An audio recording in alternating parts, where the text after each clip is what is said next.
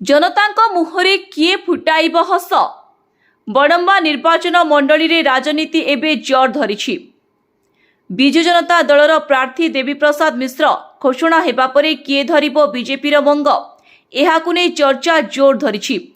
एपटे भारतीय राजस्व सेवा अधिकारी संबित त्रिपाठी, सेपटे आउ जणे पुरुखा नेता विजय कुमार दल बेहेरा। किए करिब साधारण जनताଙ୍କ समस्यार समाधान? पूर्व निर्वाचन में विजय कुमार दल बेहेरा 6 थर विधायक होइथिबा देवीप्रसाद मिश्र को कड़ा टक्कर देइथिले। बड़म्बा नरसिंहपुर निर्वाचन मंडलीर 72 पंचायत को नहीं बीजेपी टिकेट पाइबा पई 2 जण आशायी थिबा विजय दल बेहेरा एवं संबित त्रिपाठी भितरे जोरदार अंक कषा आरंभ हो गलानी। बीजेपी पक्षर विधायक प्रार्थी तालिका प्रकाश पाइबारे विलंब को नहीं निजे आशायी प्रार्थी एवं साधारण कर्मी और भोटर मध्यरे द्वंद्व रहुथिबा लक्ष्य करा जाउछि।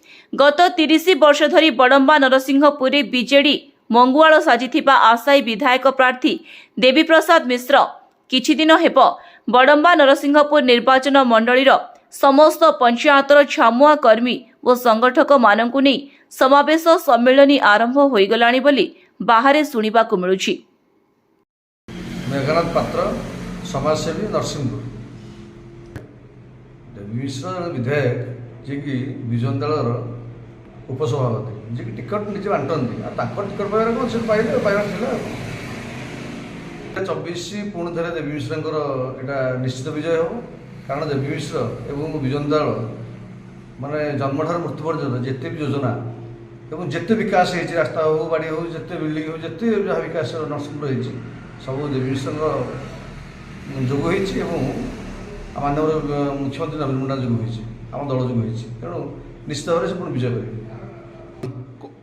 नरसिंहपुर गोटे उपांचल तेणु सहर माने कटक सहर टू 120 किलोमीटर दूर तेणु डॉक्टर मैंने जिते डॉक्टर पोस्टिंग ये 7-8 डॉक्टर पोस्टिंग अच्छे कितु से न रही से कम करने इंटरेस्ट रोनी से सेवा मनोवृत्ति कम करने कथा डॉक्टर तो रोचे लोक भावना रोचे डॉक्टर आम रोच लोक भूल धारणा विधायक बहुत चेष्टा कर चालियापी किंतु सरकार कौन अभाव हो कि लोक मैंने आखु बारबार नकरा कि चाषी मैंने से चाष नकरा मानव संबल कम हवा से बोधे आम भावुँ शक्तिस्वर बंद अच्छी और विधायक लगी आगू शक्तिस्वर पुणी पुनरुद्धार करेंगे आम आशा अच्छी जी प्रार्थी हो देवी मिश्र अप्रतिद्वंदी नेता एवं से निश्चित भाव में पुणी विजय हासिल करेंगे यही भरोसा नरसिंहपुर जनसाधारण अच्छी बड़म्बा जनसाधारण अच्छी। बड़म्बा नरसिंहपुर बीजेपी पत्यारा बढ़ुथिबा आधार रे सांप्रतिक राज्य राजनीतिर अन्यतम श्रीजुक्त विजय दल बेहेरा यथेष्ट स्नेह श्रद्धा और आशीर्वाद रही आसीथिबार बहु दृष्टांत रही। साधारण सभा समिति एवं सामाजिक और पारिवारिक उत्सव रे विजय दल बेहेरांकर सम्मान और सौजन्यता अधुना उदाहरणीय बोली साधारण रे बेस चर्चा जोर धरिछि। एपटे संबित त्रिपाठी मध्य समस्त पंचायत बुली लोकों दुख सुख बुझिलेनी। बीजेडी विधायक प्रार्थी देवीप्रसाद मिश्र को विजय दल बेहेरा कड़ा टक्कर देबे बोली आलोचना होछि। संबित त्रिपाठी अल्प दिन हेला भोटर पाखरे पहुंची भी कौनसी बीजेडी विरोध रे पदुटीए हेले भी देखिबाकू मिलेनी।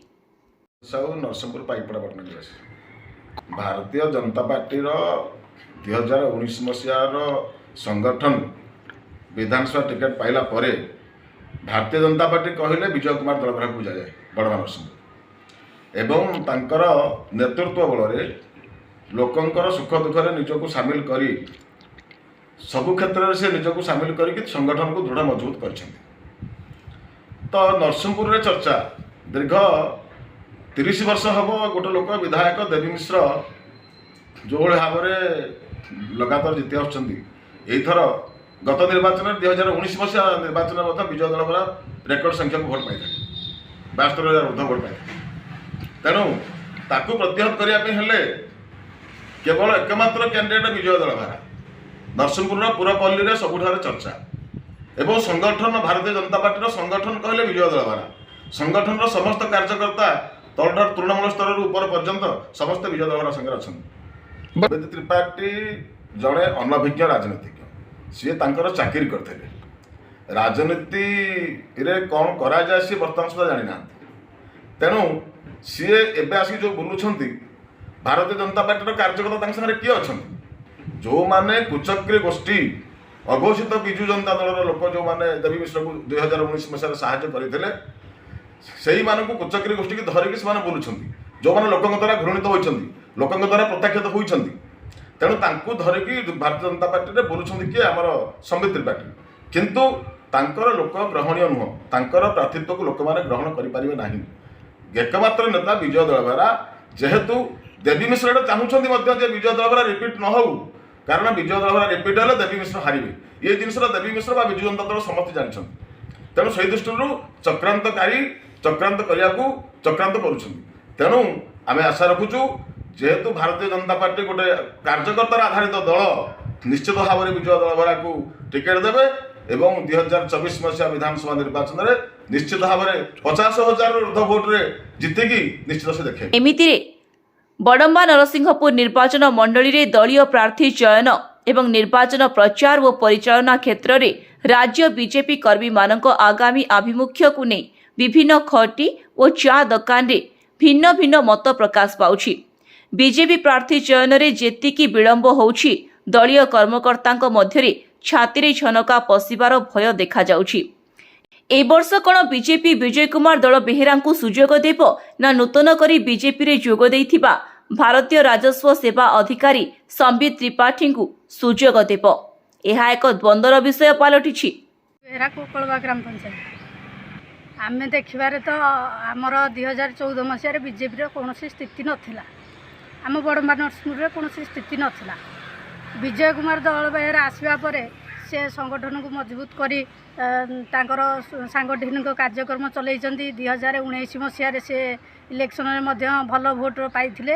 ମାତ୍ର 18,000 ଭୋଟରେ ସେ ପ୍ରତିଦ୍ୱନ୍ଦ୍ୱୀ ଦେବୀପ୍ରସାଦ ମିଶ୍ରଙ୍କ ଠାରୁ ହାରି ଯାଇଥିଲେ।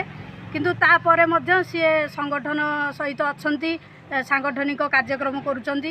ତେଣୁ ଏବେ ତ ସମ୍ବିତ ତ୍ରିପାଠୀ ଏବେ କିଛି ମାସେ ହେଲା ଆସିଛନ୍ତି, ସେ ବୁଲାବୁଲି କରୁଛନ୍ତି, କିନ୍ତୁ କୌଣସି ସଂଗଠନ ସହିତ ଥିବାର ଆମେ କାହିଁ ଲକ୍ଷ୍ୟ କରିପାରୁନୁ।